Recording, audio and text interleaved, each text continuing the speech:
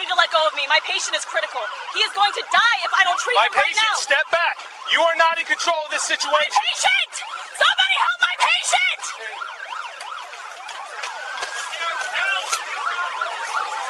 The scent of burnt rubber and leaking coolant hung heavy in the humid afternoon air, a chemical tang that clung to the back of the throat. For paramedic Maya Jordan, it was the smell of the golden hour, that critical 60-minute window after a trauma where every decision could be the difference between life and a statistic. She was 10 minutes into it, kneeling on asphalt hot enough to soften the soles of her boots. Her world narrowed to the man pinned behind the crumpled steering wheel of a silver sedan. His name was Frank Mercer, a 54-year-old architect, though she wouldn't learn that for another 3 hours. Right now, he was just a patient, and he was dying. "Pressure's dropping 80/50, she called out to her partner David Chen, who was coordinating with the fire rescue team working to peel the driver's side door off its hinges with the jaws of life. "He's tachycardic at 130. I need a 16 gauge in his left arm now. We're running this saline wide open." Maya had been a paramedic in this sprawling, sun-baked city for 12 years. Before that, she'd served as a Navy hospital corpsman attached to a Marine unit in Fallujah. She had stabilized blast injuries in the back of a shaking Humvee and performed chest decompressions on a steel deck slick with ocean spray. She had earned 2 commendations for her cool-headedness under fire. At 38, with her hair pulled back in a tight, practical bun and a focus so intense it seemed to generate its own gravity, she was the person you prayed for when your world came apart. The fire team grunted with effort, and with a final, protesting shriek of metal, the door was free. It gave them the space they needed. While David secured the IV line, Maya was already working, her hands a blur of practiced efficiency. She assessed the patient's airway, checked his pupillary response, and began a rapid trauma assessment, her fingers probing for signs of internal injury. Crushed chest, likely a flail segment. Distended abdomen, rigid to the touch, a classic sign of internal bleeding. His breathing was shallow, a desperate, ragged sound. This man didn't have minutes to spare. "We need to extricate now," she shouted over the noise of the hydraulic tool. "Let's get the C-collar on him and get him on the backboard. On my count." This was the delicate dance of trauma care, a choreography of chaos where every professional had their role. The firefighters moved to support the patient's spine, David prepared the backboard, and Maya took charge of the man's head, the critical point of control. They were a single organism, focused on a singular purpose. The symphony of sirens had faded, replaced by the thrum of generators and the clipped professional jargon of first responders. It was in this moment of intense, coordinated effort that a new sound cut through the air, the sharp, insistent chirp of a police whistle. A patrol car had pulled up, its lights adding another layer of flashing strobes to the scene. An officer was striding toward them, a man in his early 30s with a military-style haircut and a stiff, authoritative posture. He moved with an unearned confidence, his eyes scanning the scene not for ways to assist, but for points of control. His name tag read E. Riley. "This ambulance is blocking the intersection," he announced, his voice carrying an edge of impatience. "You need to move it, now!" David glanced up from the backboard, his expression a mixture of confusion and disbelief. "We're in the middle of an extrication, officer. We've got a critical patient."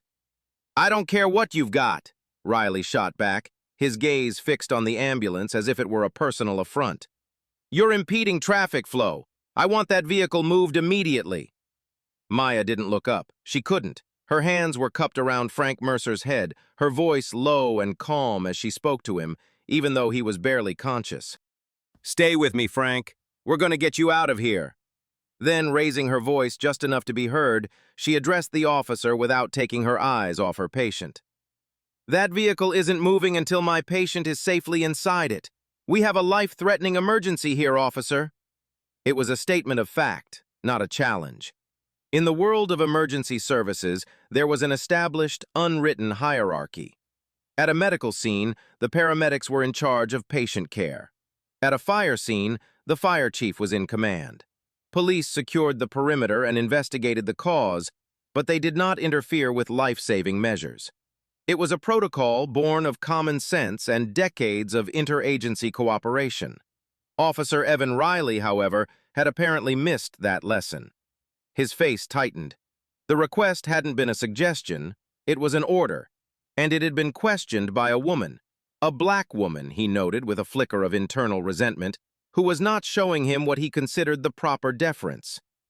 "Ma'am, I'm not asking you, I'm telling you. Move that ambulance or I'll have it towed." The firefighters paused, looking from Maya to the officer. The seamless coordination of the scene had just been fractured. The golden hour was ticking away, and a man who believed his badge gave him ultimate authority had just walked into the middle of it, ready to burn it all down over a parking spot. Maya felt a cold knot tighten in her stomach. This wasn't about traffic. This was about power. And her patient, Frank Mercer, was caught directly in the crossfire. The air thickened with a tension that had nothing to do with the car crash. The fire captain, a burly veteran named Mike Callahan, stepped forward, placing himself halfway between Officer Riley and the delicate operation around the car. "Officer," he said, his voice a low rumble, "this paramedic is right. We're in the middle of a critical extrication. The patient has maybe 10 minutes before he bleeds out. The ambulance stays." Riley's gaze shifted to Callahan, his expression hardening.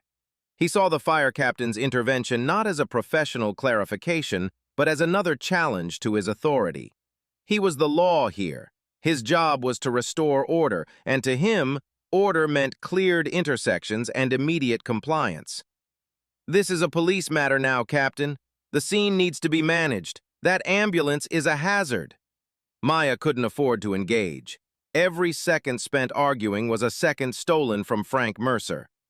"David, forget him," she said, her voice sharp and focused. "Let's get the board ready. On 3. 1, 2, 3. With practiced synchronization, the team lifted Frank's broken body from the driver's seat, sliding the backboard beneath him in one fluid motion.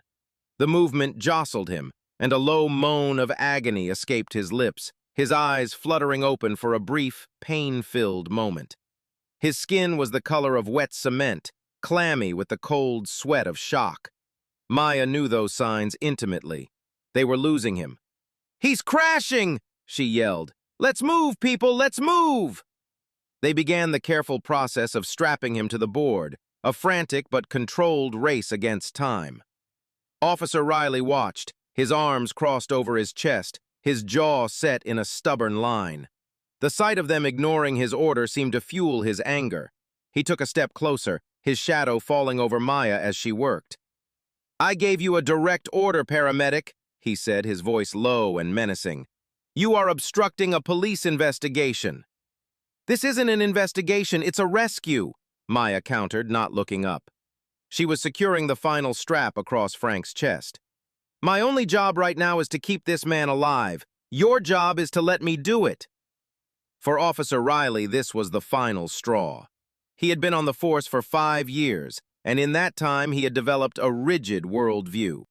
He believed respect for his uniform was paramount, and any questioning of his authority was a sign of insubordination that needed to be corrected, swiftly and decisively. He had a history of citizen complaints for his aggressive attitude, 14 in 5 years, though none had ever resulted in more than a verbal reprimand. He saw the world in black and white, those who complied and those who resisted. To him, Maya Jordan was resisting. He unclipped his radio from his shoulder. "Dispatch, I have a non-compliant individual at this scene, a paramedic refusing to follow lawful orders." David froze, the stretcher forgotten for a moment. "Are you serious right now? We're trying to save a man's life." "Your partner should have thought of that before she decided to obstruct justice," Riley said coldly. He stepped directly into Maya's path as she and a firefighter lifted the backboard to move it toward the waiting stretcher. He put a hand up, palm out. "You're not going anywhere." Maya looked at his hand, then up at his face. She saw no reason, no understanding, only a cold, unyielding wall of ego. "Officer," she said, her voice dangerously calm, "get out of my way. Right now.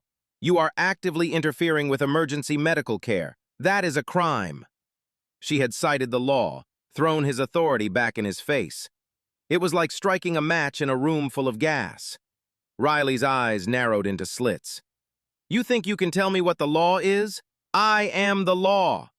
He reached for her arm. It was a stunning breach of every protocol, every shred of professional courtesy that governed these chaotic scenes. The firefighters stared in disbelief. Captain Callahan started forward again. "Riley, stand down! That's an order!" But Riley was no longer listening to anyone. In his mind, he was restoring order. He was putting a defiant woman in her place. He failed to see the dying man on the backboard, the frantic efforts of the rescue team, or the catastrophic consequences of his actions. All he saw was a challenge, and he was determined to win. "David, get the stretcher!" Maya yelled, trying to sidestep the officer. "We're leaving!" But Riley moved with her, blocking her path again. He was bigger than her, using his physical presence as a tool of intimidation. "You're not leaving," he said, and this time his hand didn't just touch her arm, it clamped down on her bicep, his fingers digging in. "You're being detained." The world seemed to slow down. The sound of the traffic on the nearby freeway, the hum of the equipment, the frantic beeping of the heart monitor they'd attached to Frank, it all faded into a dull roar. All Maya could feel was the pressure of his hand on her arm and the chilling realization that this officer was willing to let a man die to prove a point. She had faced down armed insurgents in a war zone who had shown more regard for human life. "Let go of my arm, officer," Maya said, her voice dropping to a low, steady tone that betrayed the fury building within her. She didn't try to pull away.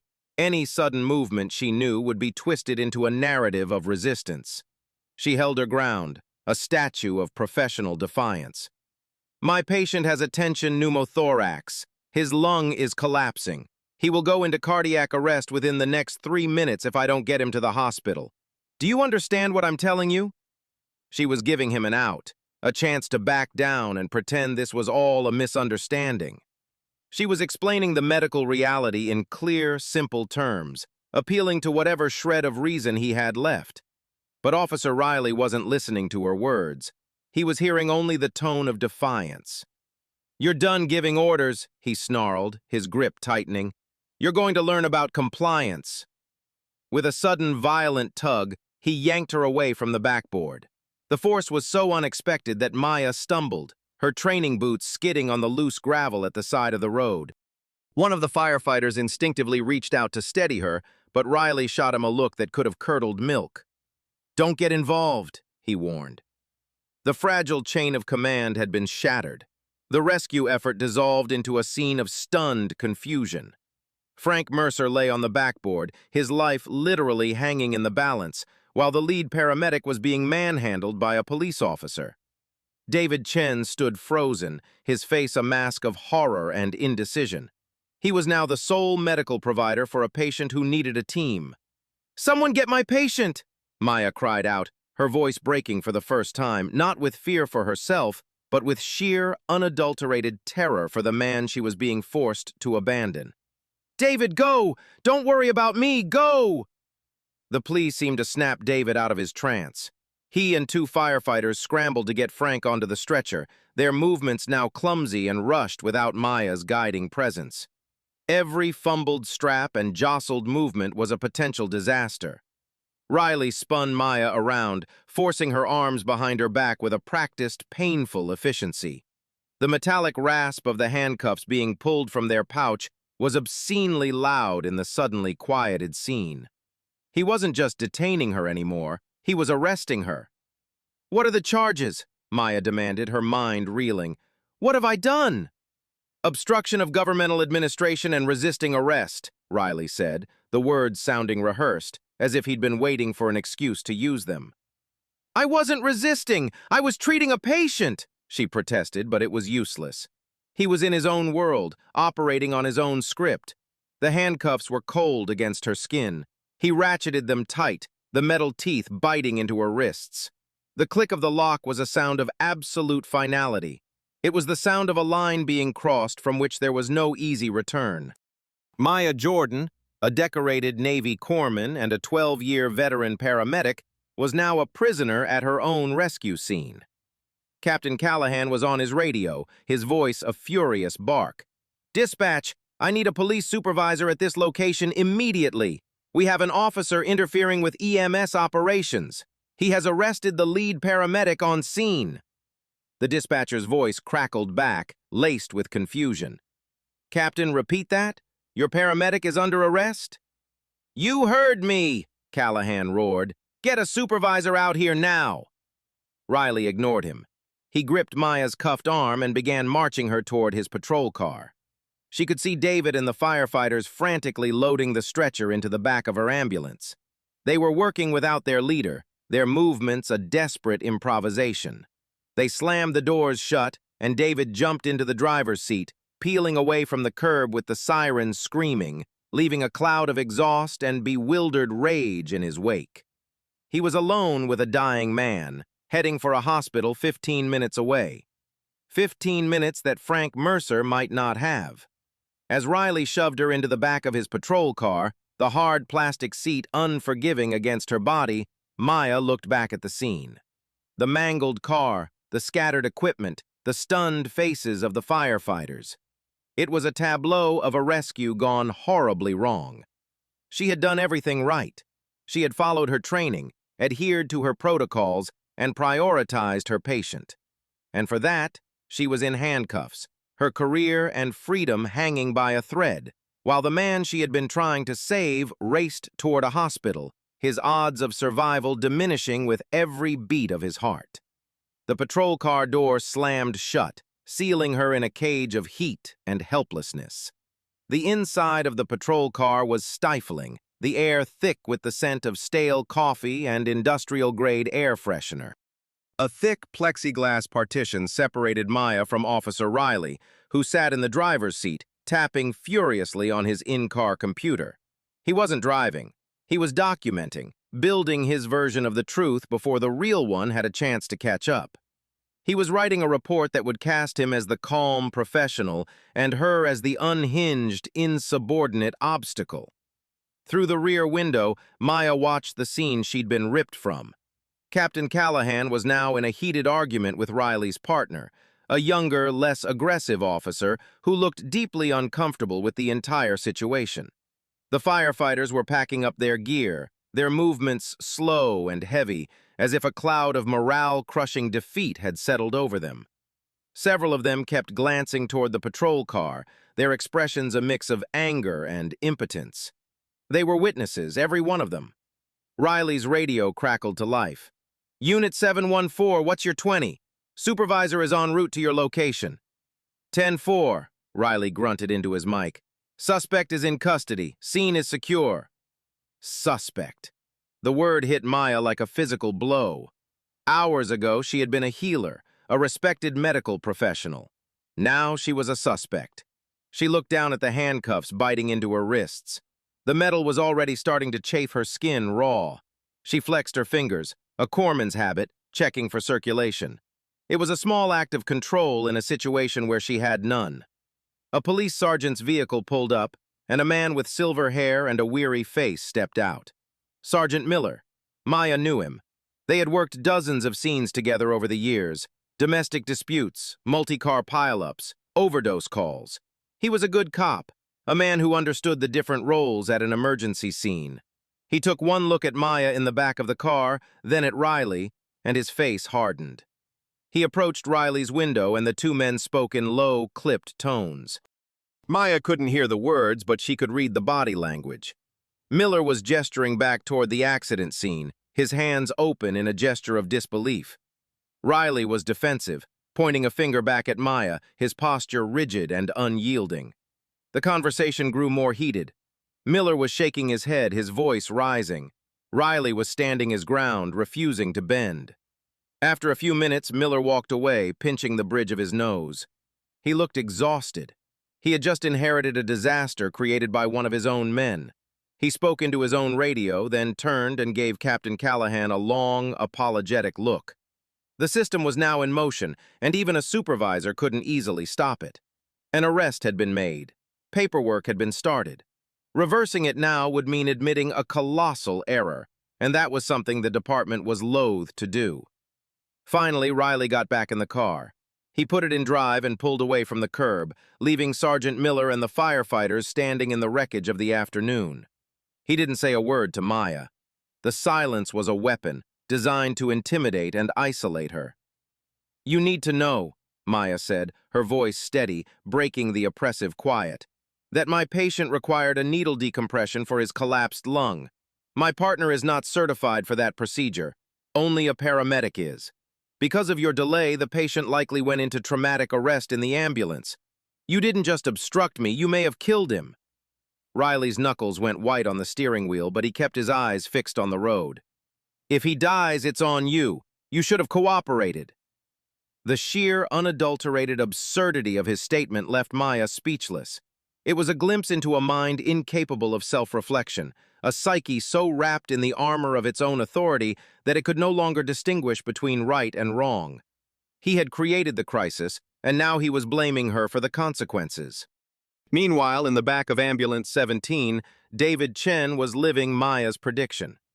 Frank Mercer's heart monitor, which had been beeping a frantic tachycardic rhythm, suddenly flatlined.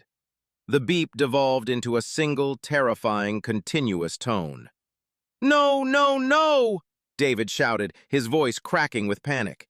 He was driving at 80 miles an hour, weaving through traffic, a one-man crew fighting a losing battle. He couldn't drive and perform CPR at the same time. He slammed his hand on the radio. "Dispatch! I have a patient in cardiac arrest. I'm 5 minutes out from University Hospital. Notify them. I need a crash team on standby." He was alone.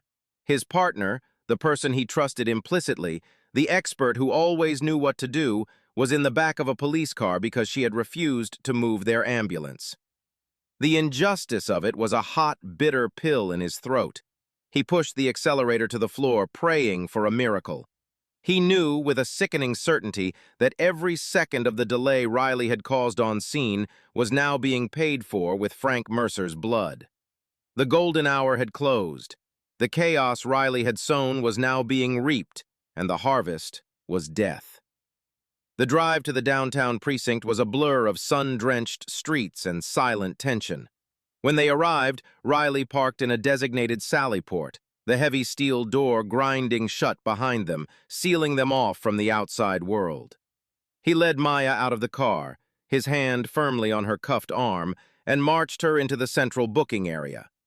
The precinct was a hive of activity. Phones rang, keyboards clattered, and officers milled about, their voices echoing off the linoleum floors and concrete walls. As Maya was led toward the processing desk, a ripple of silence followed her. Cops were used to seeing criminals in cuffs, not paramedics still in their uniforms. Her dark blue pants and collared shirt, the Star of Life patch on her sleeve, were a stark contrast to the usual procession of suspects. Heads turned, conversations paused. They knew who she was, or at least what she was. A first responder. One of them. The booking sergeant, a heavy-set man named Kowalski with a thick mustache and tired eyes, looked up from his paperwork. He saw Maya, then looked at Riley, and his expression soured. "Riley, what in God's name is this?" "Obstruction and resisting," Riley stated flatly, as if he were booking a shoplifter. "She was interfering at a motor vehicle accident." Kowalski stared at Maya's uniform, at the grease stain on her knee from kneeling on the asphalt, at the exhaustion etched on her face. He'd been a cop for 30 years. He knew a trumped-up charge when he saw one. He let out a long, weary sigh. "All right, put her over there." The process began. It was a systematic stripping away of her identity. Her pockets were emptied, her wallet, her keys, her phone, her sheathed Leatherman tool, all items she carried to save lives, were placed in a large Ziploc bag and labeled as evidence. They took her shoelaces and the belt from her uniform pants. Then came the fingerprints. An officer, a young woman who looked barely out of the academy, gently took Maya's hands and rolled each finger in ink, then pressed them onto a card. She wouldn't make eye contact, her embarrassment a palpable thing. Maya remained silent through it all. She answered their questions in a calm, even voice. Name: Maya Jordan. Date of birth: August 12, 1988. Address, phone number, occupation. When she said, "Paramedic," Sergeant Kowalski looked up from his screen and gave Riley a long, hard look. "You got a problem, Sarge?" Riley asked, his tone defensive. "I got a paramedic in my booking cell, that's my problem," Kowalski grumbled, turning back to his screen. "IA is going to have a field day with this paperwork." Next was the photograph. She stood against a cinder-block wall, a digital board with her name and booking number held under her chin. The flash was blinding. In that moment, she was no longer Maya Jordan, decorated veteran, life-saving medic. She was an inmate, a mugshot, a number in a system that was grinding forward with an indifferent momentum. They placed her in a holding cell, a small concrete box with a metal bench and a toilet in the corner. The heavy door slammed shut with a deafening clang, the lock echoing the finality of the handcuffs. She was alone. The adrenaline that had sustained her through the entire ordeal began to fade, replaced by a profound, bone-deep weariness. She sat on the cold bench and finally allowed herself to take a deep breath. She thought of Frank Mercer. Was he alive? Did David get him to the hospital in time? Did he make it to the operating room? The uncertainty was a physical weight on her chest, heavier than any set of handcuffs. She had sworn an oath to do no harm, to dedicate herself to the service of her patients. Today, a man in a uniform had prevented her from honoring that oath, and another man might pay the ultimate price. Through the small, barred window in the cell door, she could see the activity of the precinct. She saw Sergeant Miller arrive and go directly into the precinct captain's office. She saw other officers gathering in small groups, talking in low voices and glancing her way. The story was spreading. The initial shock was turning into a low hum of departmental anxiety. They all knew what this looked like: a cop arresting a medic for doing her job. It was a public relations nightmare, an interagency disaster, and a potential lawsuit of epic proportions. An hour passed. The precinct grew quieter as the day shift ended and the night shift began. No one came to talk to her. No one read her rights. She was simply left to sit in the silent, sterile box, a prisoner of another man's ego. She wasn't scared.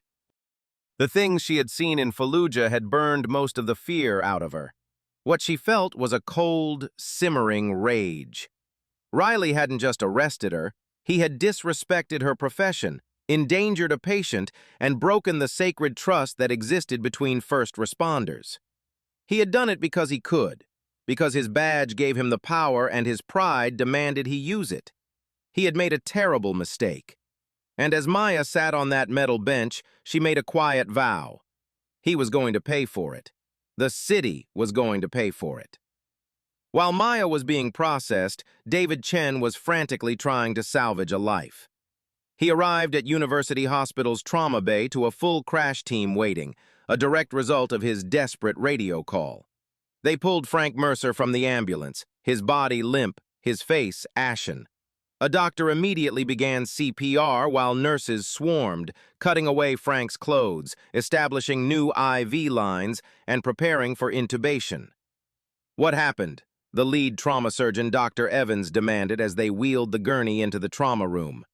"Single vehicle MVA, prolonged extrication," David rattled off, his voice hoarse with stress. "Patient was tachycardic and hypotensive on scene, likely massive internal bleeding. Arrested about 5 minutes out." "Where's your partner?" Dr. Evans asked, not looking up from his work on the patient. "I need a second set of hands." David's face crumpled. "She was arrested on scene." The entire trauma team stopped for a fraction of a second. Dr. Evans looked up, his eyes wide with disbelief. "She was what?" "A cop arrested her for obstruction. He wouldn't let us leave," David said, the words tumbling out in a torrent of frustration and grief. "He held us up for at least 5 or 6 minutes. Critical minutes." Dr. Evans stared at him, then back at the patient on the table. He didn't need any more explanation. He knew what a 5-minute delay meant for a patient this critical. It was a death sentence. "Get him to OR1 now!" he bellowed. "Page cardiothoracic! He threw a clot! Let's move!"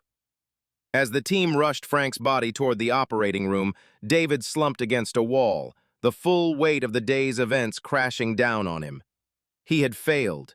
His patient was likely going to die, and his partner was in jail. He pulled out his phone, his hands shaking so badly he could barely dial. His first call was to their direct supervisor. His second was to the paramedics' union president.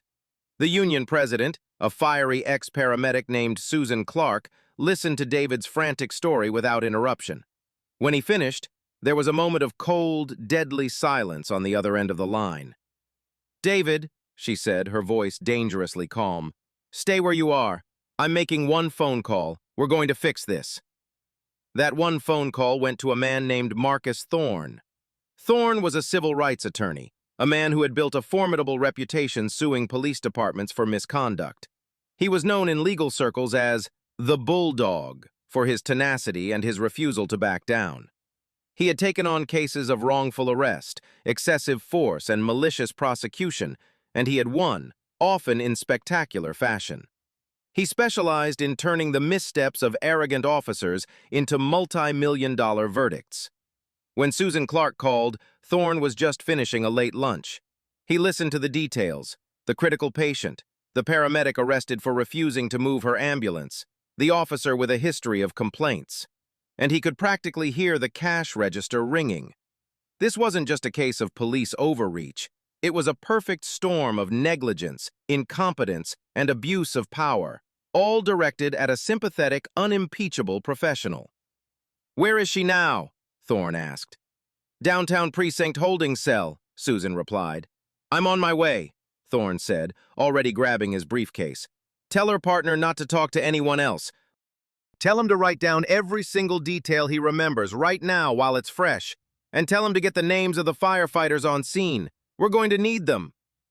Less than an hour later, Marcus Thorne, dressed in a perfectly tailored charcoal suit that probably cost more than Maya's car, strode into the downtown precinct. He projected an aura of expensive, unflappable authority that made the desk sergeant sit up a little straighter. "I'm here to see my client, Maya Jordan," he announced, his voice smooth but firm. "My name is Marcus Thorne." The name sent a quiet shockwave through the room. They knew who he was. Every cop in the city knew who he was. Having Marcus Thorne show up at your precinct was like having the IRS show up at your accounting firm. It meant you had done something very, very wrong. Sergeant Kowalski picked up his phone and made a call. A few minutes later, a harried-looking lieutenant appeared. After a brief, whispered conversation, Maya was escorted from her cell to a small, private interrogation room. When she walked in, she saw a tall, impeccably dressed black man who rose to his feet as she entered. "Ms. Jordan," he said, extending a hand. "I'm Marcus Thorne. Your union sent me. I'm here to get you out of this mess and to make sure the people responsible for it are held accountable." Maya looked at his confident smile, his sharp suit, and the expensive leather briefcase on the table. For the first time since the handcuffs had clicked around her wrists, she felt a flicker of something other than rage and despair.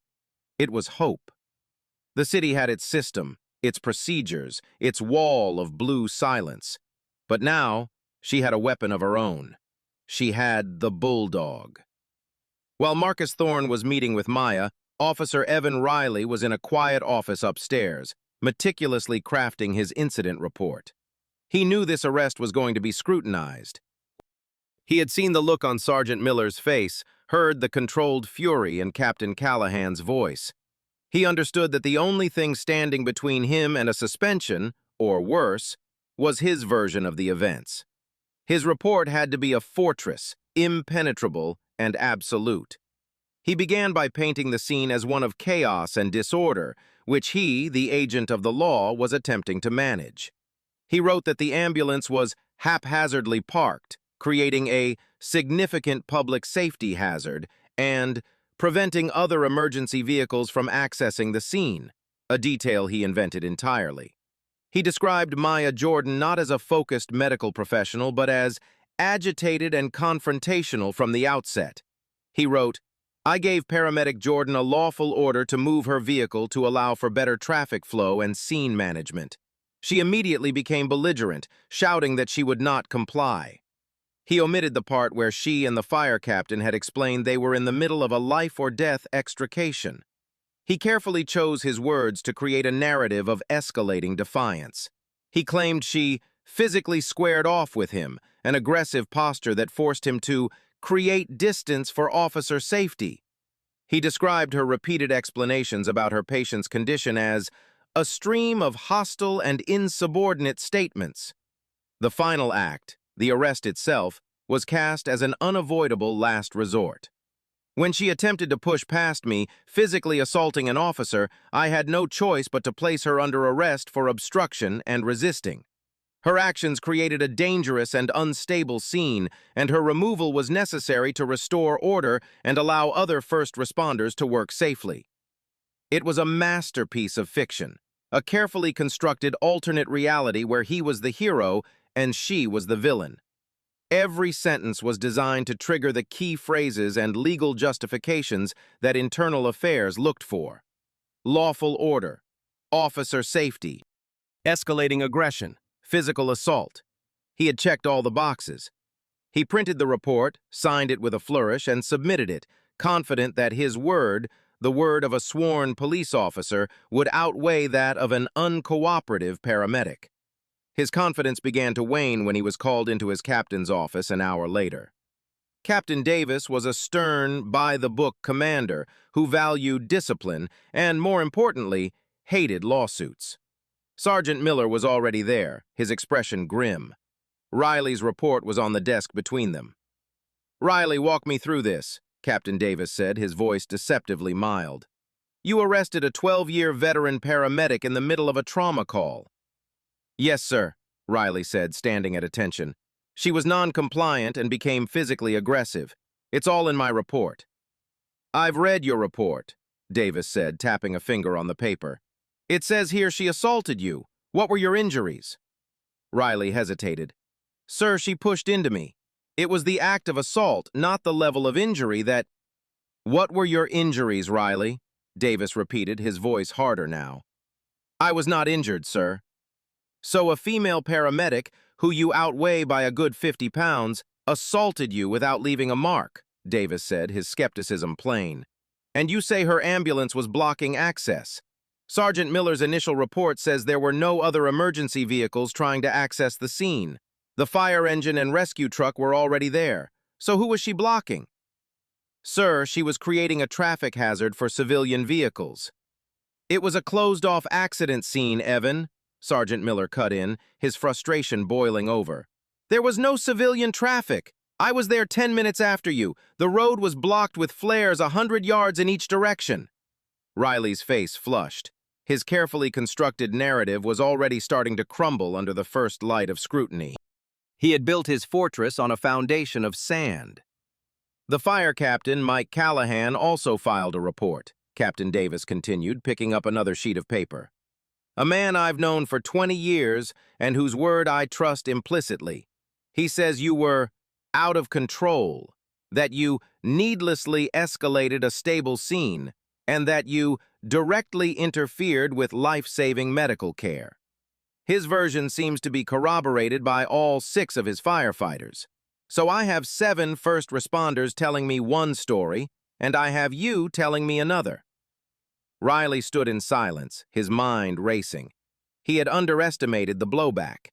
He had assumed the brotherhood of the uniform, the blue line, would offer some protection. But this wasn't a cop versus a civilian. This was a cop versus 2 other emergency services, and he was the odd man out. "There's one more piece of this puzzle, Riley," Captain Davis said, leaning forward. "Your body camera. I've requested the footage. It's being downloaded from the server as we speak. I trust that what I see on that video will perfectly match the detailed account in your report." The color drained from Officer Riley's face. The body camera. In his rage and his single-minded focus on asserting his dominance, he had completely forgotten about the small black lens mounted on his chest, the silent, impartial witness that had recorded every word, every action, every crucial second of his catastrophic error in judgment. His meticulously crafted report was about to be obliterated by the one thing he couldn't argue with: the unblinking eye of the camera. The footage was downloaded and ready within the hour. Captain Davis, Sergeant Miller, and the precinct's internal affairs liaison, Lieutenant Wells, gathered in a small, windowless viewing room. The only light came from the large monitor on the wall. Davis clicked play. The video began with Officer Riley pulling up to the scene. The first thing the camera captured was the ambulance, parked at an angle to create a safe zone for the first responders, a standard and widely taught procedure. The audio picked up the sounds of the extrication, the whine of the hydraulic tool, the clipped commands of the firefighters. The scene was controlled, professional, and focused. There was no chaos until Riley created it. The camera's microphone, pinned to Riley's chest, captured his first words in crystal-clear audio. "This ambulance is blocking the intersection. You need to move it. Now!" There was no preamble, no "how can I help?" Just an immediate confrontational order. The camera recorded David Chen's confused reply and, more importantly, Maya Jordan's calm, professional response from beside the wrecked car. "That vehicle isn't moving until my patient is safely inside it. We have a life-threatening emergency here, officer." Her voice was firm, but respectful. There was no hint of the agitation or belligerence Riley had described in his report. The lieutenants watched in silence as the video version of Evan Riley ignored the fire captain's explanation, dismissed the visible urgency of the rescue, and relentlessly escalated the confrontation. The camera showed him stepping into Maya's path, not the other way around. It showed him putting his hand up to block her, a clear act of physical intimidation. "Pause it," Captain Davis said, his voice tight. "Wells, does she look confrontational to you?" Lieutenant Wells, a man who had seen every flavor of police misconduct, just shook his head slowly. "She looks like she's trying to do her job, Captain." They continued playing the video. The camera captured Maya's clear, precise explanation of the patient's medical condition: the tension pneumothorax, the impending cardiac arrest. It was a plea for reason, an attempt to de-escalate using medical facts. Riley's response, also captured in perfect clarity, was, "You're done giving orders. You're going to learn about compliance."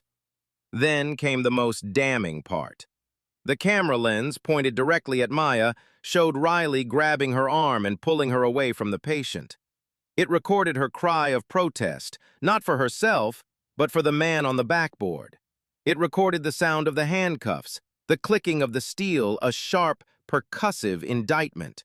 It captured her demanding to know the charges and Riley's self-righteous reply. At no point did Maya Jordan ever push, shove, or make any movement that could be remotely interpreted as assault. The camera continued to roll as Riley marched her to the car, capturing the shocked faces of the other first responders.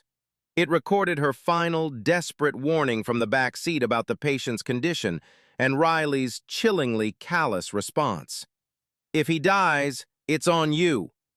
The video ended. For a full minute, the only sound in the room was the quiet hum of the computer.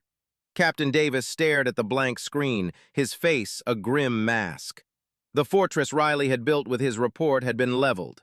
The video didn't just contradict his statement, it proved he had deliberately and maliciously lied about every key aspect of the encounter. He had fabricated a physical assault to justify an unlawful arrest, an arrest that was a direct result of his own fragile ego. "Well," Lieutenant Wells said, breaking the silence, "this is what we lawyers like to call indefensible." Sergeant Miller just rubbed his temples. "The Union is going to crucify us. The city is going to get sued into the Stone Age." Captain Davis stood up and walked to the door. "Get Riley in my office, now.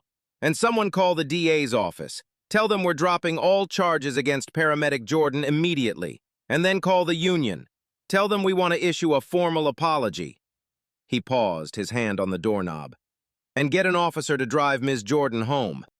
The last thing we need is her taking a cab from our precinct after we falsely arrested her." The wheels of damage control were beginning to turn, but everyone in that room knew it was too little, too late. The body camera had done its job. It had captured the objective truth, and the truth was that one of their officers had committed a fireable offense, broken the law, and exposed the city to a level of legal and financial liability that was staggering to comprehend. The footage was no longer just evidence. It was a ticking time bomb, and the countdown to detonation had just begun. Maya was released less than 3 hours after her arrest. The charges were dropped before she even finished the out-processing paperwork. A young, apologetic officer drove her home in a marked patrol car, the irony of which was not lost on her. She walked into her small, quiet apartment, still wearing her stained uniform, the skin on her wrists red and raw from the handcuffs. She sat on her sofa in the dark, the events of the day playing over and over in her mind. It wasn't until her phone rang, and she saw it was David, that the dam of her composure finally broke. "Is he?" she asked, unable to finish the sentence. "He's alive," David said, his voice thick with exhaustion. "Barely. He coded twice on the table. They had to crack his chest. He's in the surgical ICU, but Maya, it's bad. The doctor said the delay, the lack of oxygen to his brain, they don't know what the damage is yet." He was alive. The relief was so immense it almost brought her to her knees. But it was a victory tainted by the bitter reality of what that delay had cost Frank Mercer. He had survived, but what would his life be like now? She had saved him from death on the roadside, only for a police officer to potentially sentence him to a different kind of prison. The rage returned, cold and clear. An apology from the police department wasn't going to be enough, not even close. The next morning, Maya met with Marcus Thorne at his downtown law office. The space was a testament to his success. Floor-to-ceiling windows with a panoramic view of the city, modern art on the walls, and thick, expensive-looking law books lining the shelves. Thorne had already been busy. He'd spoken with the union. He'd received a copy of the now infamous body cam footage from a source within the DA's office, and he'd already had a preliminary conversation with Frank Mercer's terrified family. "I've seen the video, Maya," Thorne said, his voice a calm, reassuring rumble. "It's worse than I imagined. His actions were not just unprofessional, they were unconstitutional. He violated your Fourth Amendment rights by arresting you without probable cause. He violated your First Amendment rights by retaliating against you for questioning his authority. But most importantly, he violated this man's fundamental right to life and liberty by interfering with his medical care." He leaned forward, his expression intense. "The city knows they're in trouble. They're going to want to make this go away quietly. They'll offer you a quick settlement, maybe $50,000. They'll call it a nuisance value payment and make you sign a non-disclosure agreement so no one ever hears about what really happened." "I don't want their hush money," Maya said, her voice hard as steel. "I want this to never happen to another paramedic again. I want him off the street." A slow smile spread across Marcus Thorne's face. "That's what I was hoping you'd say." 3 days later, the lawsuit was filed. It wasn't a simple state-level claim for damages. Thorne went federal. The complaint was a legal work of art, a 50-page document that read like a declaration of war. Maya Jordan versus Officer Evan Riley, the city of Northwood, and the Northwood Police Department. It alleged a litany of civil rights violations, including unlawful arrest, false imprisonment, malicious prosecution, and, most damningly, a state-created danger by actively interfering with life-sustaining medical treatment. The complaint didn't just name Officer Riley, it named the city and the police department, arguing that they had a pattern and practice of failing to properly train and discipline their officers, citing Riley's 14 prior complaints as Exhibit A. It argued that the city's indifference to his past behavior had directly led to the violation of Maya's rights and the near death of Frank Mercer. And then there was the question of damages. Thorne wasn't asking for $50,000. He was asking for $13.8 million. The number was audacious, shocking, and deliberately chosen. It was a figure designed to make headlines, to make the city council choke on their coffee, and to signal that this was not a nuisance lawsuit. It was an existential threat. It was a price tag placed on a few seconds of a police officer's wounded pride. The filing hit the city like a bomb. The local news media, alerted by Thorne's office, ran the story on the evening news, complete with a mugshot of the paramedic who had been arrested for doing her job. The city manager's office was flooded with calls. The police chief was forced to hold a press conference where he announced that Officer Riley had been placed on administrative leave pending a full investigation. The story was out. There would be no quiet settlement, no sweeping it under the rug. Marcus Thorne had made sure of that. The battle lines had been drawn, and the opening shot had just been fired in federal court. The discovery phase of a lawsuit is a slow, methodical process of gathering evidence, a legal battle fought not in a courtroom, but in conference rooms and file archives. For the next 6 months, Marcus Thorne's team was relentless. They subpoenaed Officer Riley's personnel file, his training records, and every citizen complaint ever filed against him. They took sworn statements, known as depositions, from David Chen, Captain Callahan, and every firefighter who was on the scene. Each testimony corroborated the same story. Maya Jordan was a consummate professional, and Evan Riley was an aggressive, out-of-control officer whose ego had created a life-threatening crisis. The hospital provided Frank Mercer's complete medical file, a heartbreaking document that detailed the catastrophic consequences of the delay. The records showed he had suffered a massive stroke on the operating table due to prolonged oxygen deprivation. He had survived, but he was left with severe left-sided paralysis and significant cognitive impairment. He would never work as an architect again. He would need round-the-clock care for the rest of his life. The golden hour had been squandered, and the cost was immeasurable. The centerpiece of the discovery process, however, was the deposition of Officer Evan Riley himself. He arrived at Thorne's office flanked by 2 attorneys from the city's legal department. He wore a crisp suit, his posture as rigid as ever, but there was a new tension around his eyes. He was no longer on his own turf. Here, in this conference room, Marcus Thorne was the one with all the authority. The deposition was recorded on video, a small camera in the corner capturing every flicker of expression, every bead of sweat. For 8 grueling hours, Thorne picked apart Riley's story, his questions precise and surgical. "Officer Riley," Thorne began, his tone deceptively conversational, "in your report, you state that Paramedic Jordan's ambulance was creating a significant public safety hazard. Could you please describe that hazard for me?" "It was blocking a lane of traffic," Riley said, sticking to his script. "A lane of traffic on a road that had been completely closed off to the public by your own department's flares, correct?" Thorne asked, not looking up from his notes. Riley hesitated. "It was about maintaining a clear path for other potential emergency vehicles." "But there were no other emergency vehicles attempting to access the scene, were there, officer?" "Not at that moment, no." "So the significant public safety hazard you described in your sworn report didn't actually exist, did it?" The city's attorney objected, but Thorne just smiled. "I'll rephrase. Was there any actual present danger caused by the placement of that ambulance?" Riley shifted in his seat. "It was a violation of protocol." "Whose protocol, officer?" Thorne pressed. "Because the fire department and paramedics are trained to use their vehicles to create a safe working space around a wreck, a practice known as blocking. Were you aware of this standard procedure?" "I am not trained in paramedic procedure," Riley mumbled. "Precisely," Thorne said, his voice like silk. "And yet you felt your judgment about traffic management was more important than the paramedic's judgment about her dying patient. Is that correct?"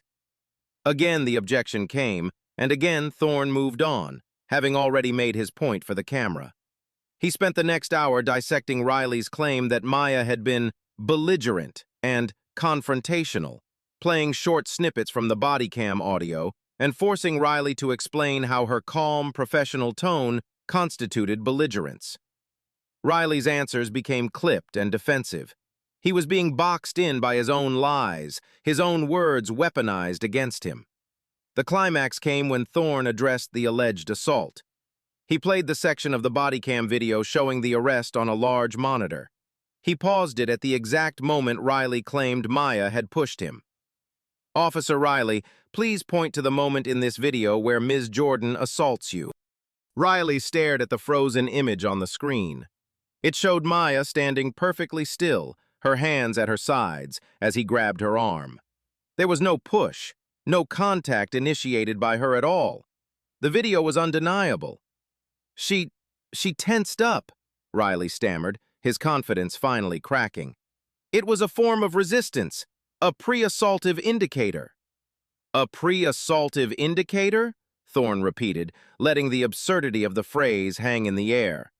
"So you arrested a paramedic for felony assault on an officer not because she touched you, but because you thought she might tense up?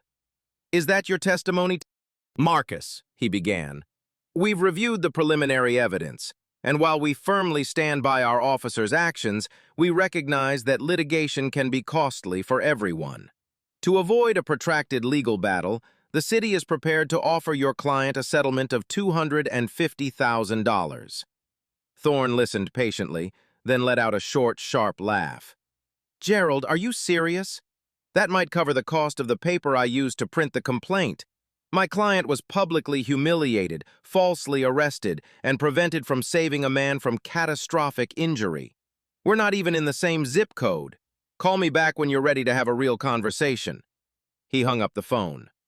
2 weeks later, after Thorne filed a motion to compel the release of Riley's 14 prior citizen complaints, Finney called again. The offer had gone up to $750,000. Thorne took the offer to Maya. They sat in his conference room, the sprawling city visible through the window behind him. "It's a significant amount of money," Thorne said neutrally. "It would change your life, but it comes with a non-disclosure agreement. You could never speak about what happened. Riley would probably resign quietly, and the department would never have to publicly admit fault. It's their way of buying your silence."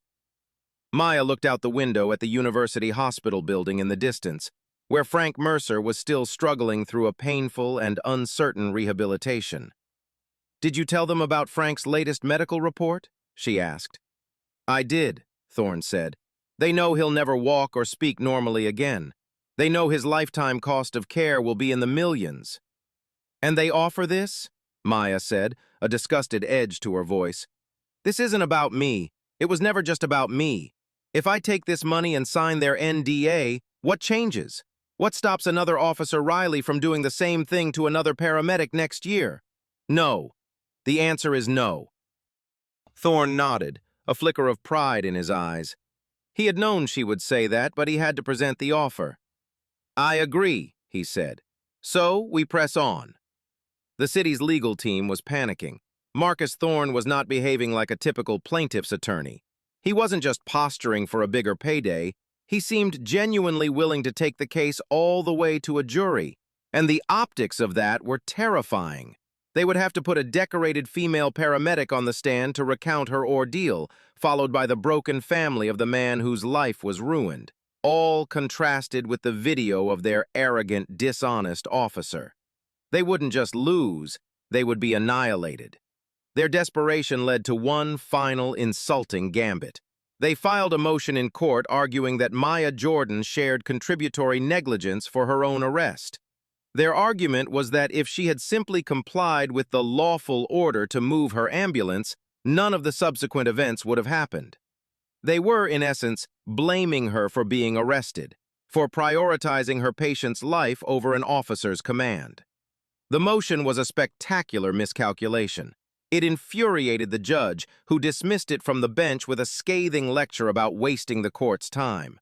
It also leaked to the press, and the resulting public outcry was immense. The paramedics union organized a protest outside City Hall. The firefighters union issued a statement condemning the police department and the city's legal strategy. Editorials were written calling for Officer Riley's immediate termination and the city attorney's resignation.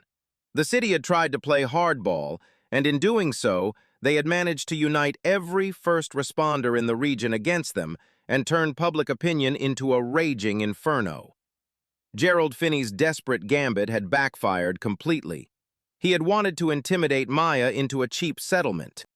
Instead, he had made her a local hero and turned her lawsuit into a crusade for the rights of all first responders. The price tag for the city's mistake had just gone up, exponentially. While the legal machinations played out in courtrooms and conference rooms, Frank Mercer was engaged in a far more fundamental battle. He was fighting to reclaim a life that had been stolen from him in the space of a few mismanaged minutes. After 2 months in the surgical ICU, he was transferred to a long-term rehabilitation facility, a place of quiet hallways and the gentle squeak of nurses' shoes. His wife, Sarah, was there every day. She had to quit her job as a teacher to become his full-time caregiver. Their 2 adult children, who lived out of state, took turns flying in, their visits a painful reminder of the vibrant, active father they had lost. The man they visited now was a ghost of his former self. The stroke had been devastating. His entire left side was paralyzed, his arm and leg limp and useless. The man who had once designed soaring buildings and climbed mountains on weekends could no longer hold a fork or stand on his own. Worse than the physical toll was the cognitive damage. He suffered from severe aphasia, a condition that jumbled the brain's language centers. He knew what he wanted to say, but the words would come out as a frustrating, unintelligible garble. The brilliant mind that had once navigated complex architectural blueprints could no longer form a simple sentence. His world had shrunk to a hospital bed, a wheelchair, and a constant, maddening struggle to communicate. Marcus Thorne arranged to take Frank Mercer's deposition at the rehab facility. It was a difficult but necessary step. They needed his testimony, his account of the human cost of Officer Riley's actions, on the record. Thorne, a court reporter, and the city's attorneys gathered in a small common room. Frank was wheeled in by a nurse, Sarah, at his side. The city's attorney, looking visibly uncomfortable, began the questioning, trying to establish that Frank's memory of the accident was unreliable. But Thorne had a different strategy. He wasn't there to question Frank about the crash. He was there to show the jury what Frank's life had become. "Mr. Mercer," Thorne began gently, "can you tell us what you do for a living?" Frank's face contorted with effort. He opened his mouth, and a stream of disconnected sounds emerged. Arch, build, no. He slammed his good hand on the arm of his wheelchair in frustration, his eyes welling up with tears. Sarah reached out and squeezed his shoulder, whispering words of encouragement. Thorne let the painful silence sit in the room for a moment before moving on. "Mr. Mercer, do you have any grandchildren?" Frank's face lit up for a second. "Yes," he managed, the word clear and bright. "Lila." "Can you tell us about Lila?" Thorne asked. Again, the struggle. "She, run, park, book." He couldn't finish. He buried his face in his hand, his shoulders shaking with silent sobs. He could no longer read a story to his granddaughter.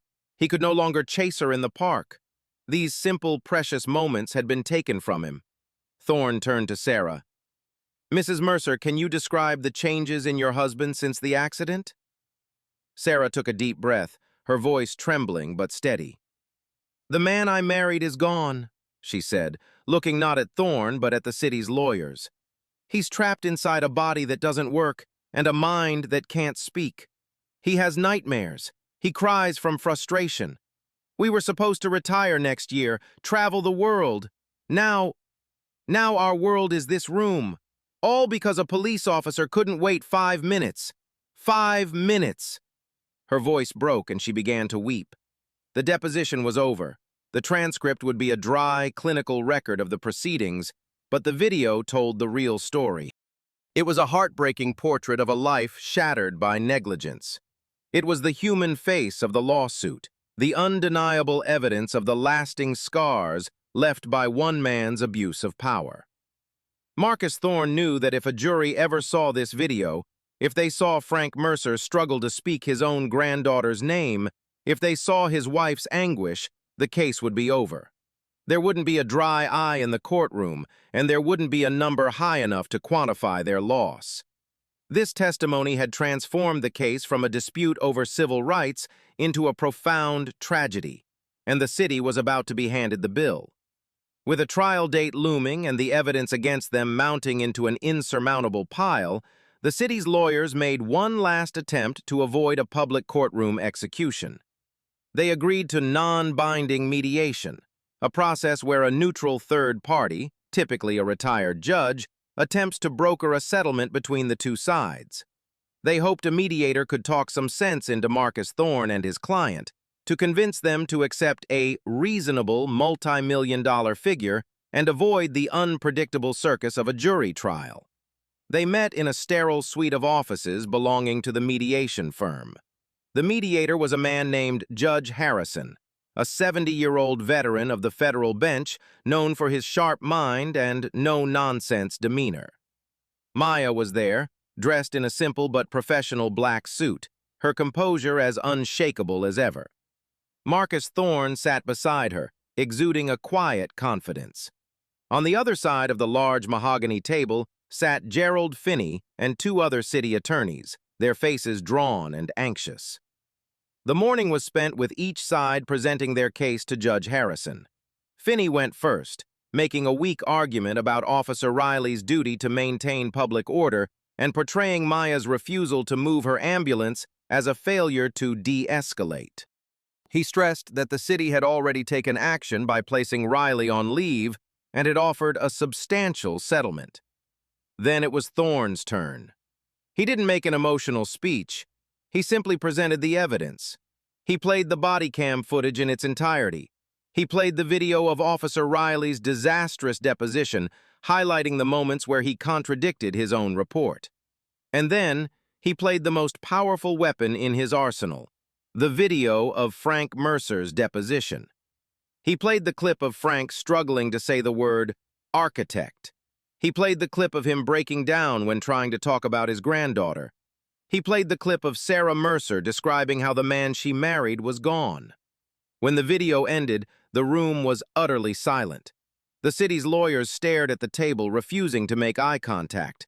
Judge Harrison, a man who had presided over gruesome murder trials and complex corporate fraud cases, slowly took off his glasses and rubbed his eyes. He looked genuinely shaken.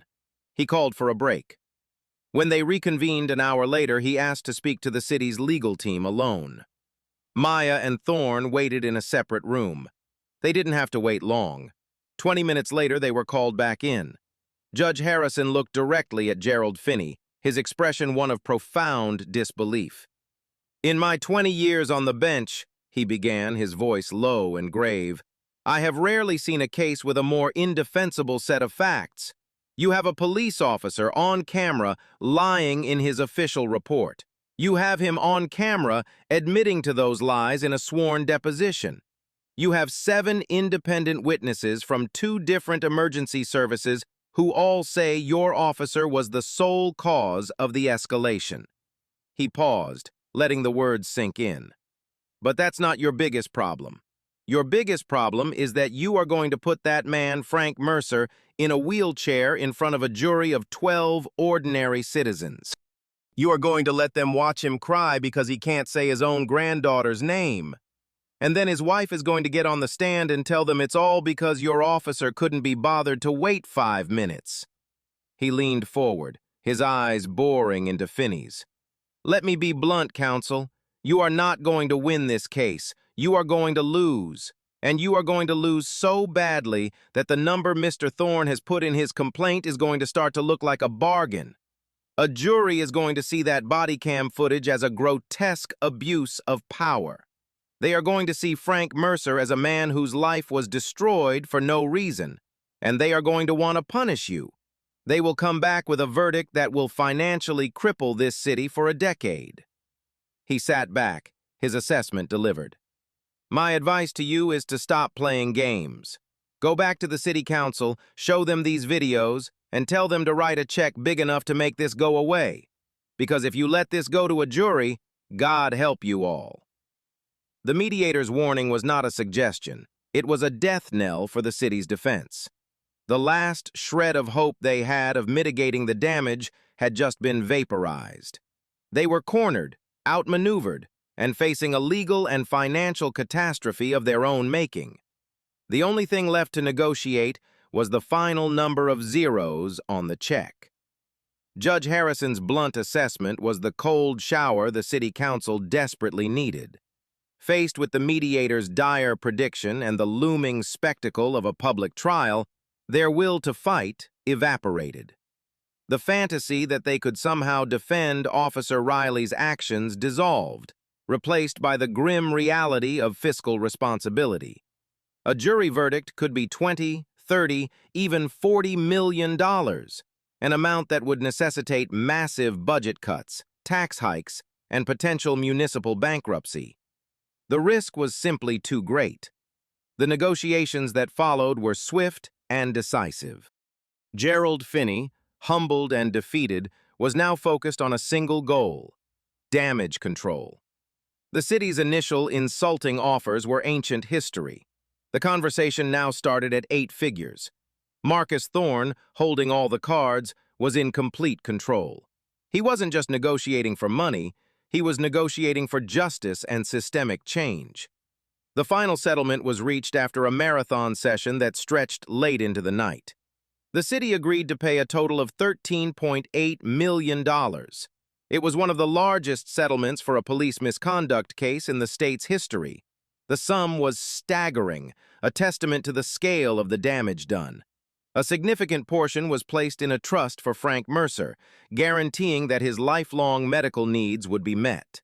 The rest was for Maya, compensation for the violation of her rights, the damage to her reputation, and the emotional trauma of the ordeal. But for Maya and Thorne, the money was only part of the victory. The settlement agreement included a set of non-negotiable terms that were arguably more important. First, Officer Evan Riley was to be terminated from the Northwood Police Department, effective immediately. There would be no quiet resignation, no chance for him to get a job in a neighboring jurisdiction. He would be fired for cause, his career in law enforcement over. Second, the city had to issue a formal public apology to Maya Jordan and to the family of Frank Mercer.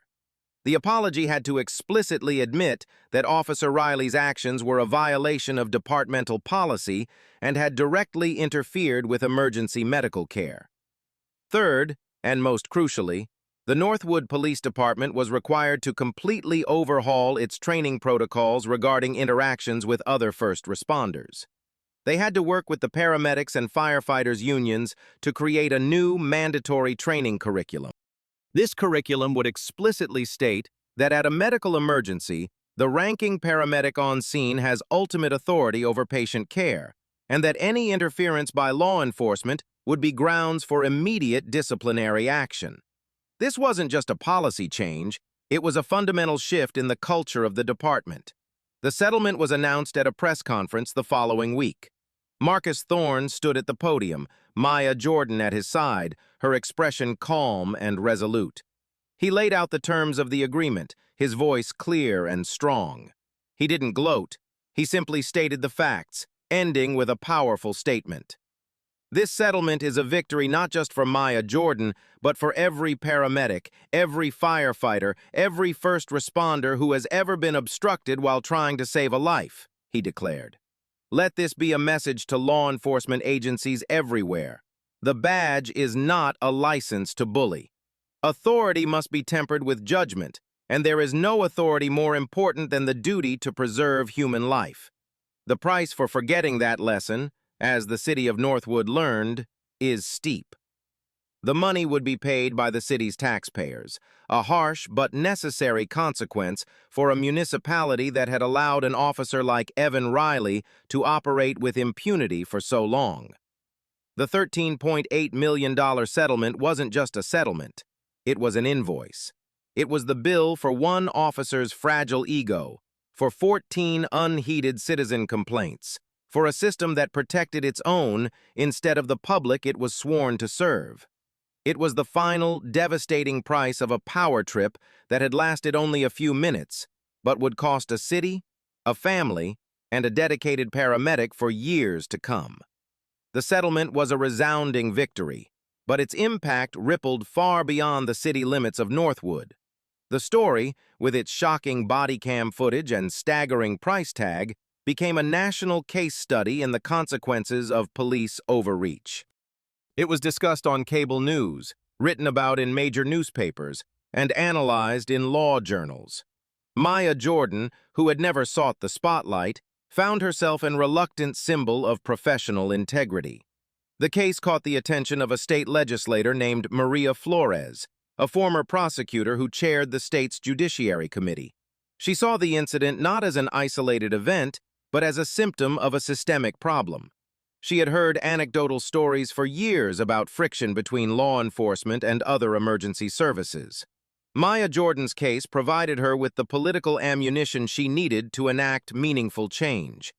Representative Flores contacted Marcus Thorne and the state's first responder unions. Together, they began to draft a new piece of legislation aimed at preventing a similar tragedy from ever happening again. They called it the First Responder Protection Act. Unofficially, everyone knew it as Jordan's Law. The proposed law was simple but powerful. It legally codified the long-standing but often ignored protocol that at the scene of a medical emergency, the senior-most medical provider is in charge of patient care. It made it a criminal offense for any person, including a law enforcement officer, to knowingly and willfully interfere with the duties of a paramedic or EMT providing medical assistance. The law explicitly stated that a first responder's decision to prioritize patient care over a non-exigent administrative request from law enforcement could not be used as grounds for obstruction or any other criminal charge.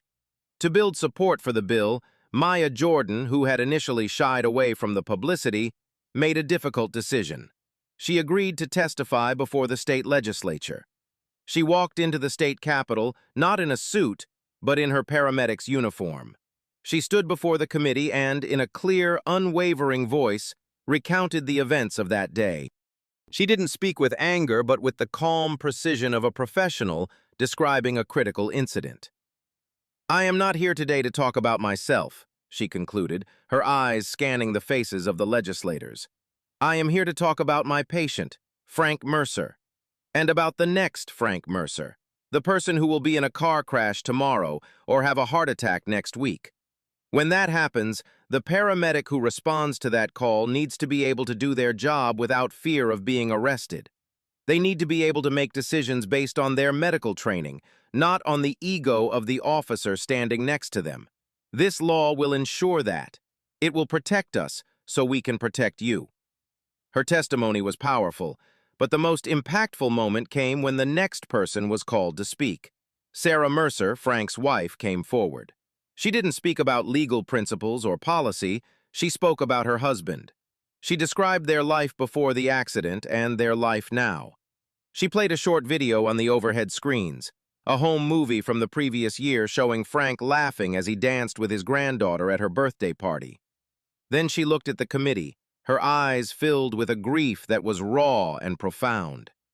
"My husband is a good man," she said, her voice cracking. "He is alive today because of Maya Jordan's courage, but he will spend the rest of his life in a wheelchair because of one officer's pride. Please, pass this law. Do it for the next family so they never have to know this pain." The combination of Maya's professional testimony and Sarah's heartbreaking plea was unstoppable. The bill passed through the committee unanimously.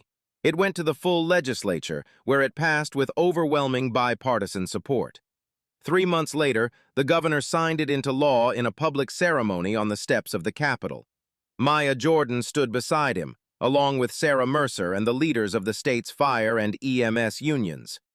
The passage of Jordan's law was the final, most meaningful outcome of the entire ordeal. The settlement had provided financial justice. The officer's termination had provided accountability. But the law provided a legacy. It transformed a personal trauma into a shield for thousands of other first responders. It ensured that Maya's fight would have a lasting protective impact, creating a legal firewall between life-saving care and law enforcement overreach, guaranteeing that in the future, the golden hour would belong to the patient, not to the police. Years passed.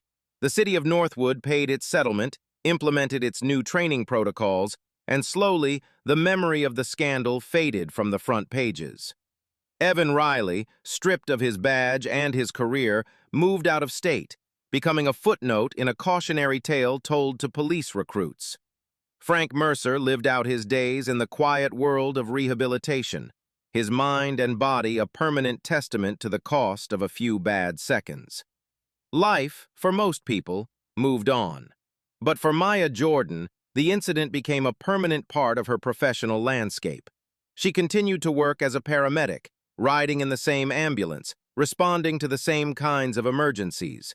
She never quit, never took a desk job. The street was where she belonged.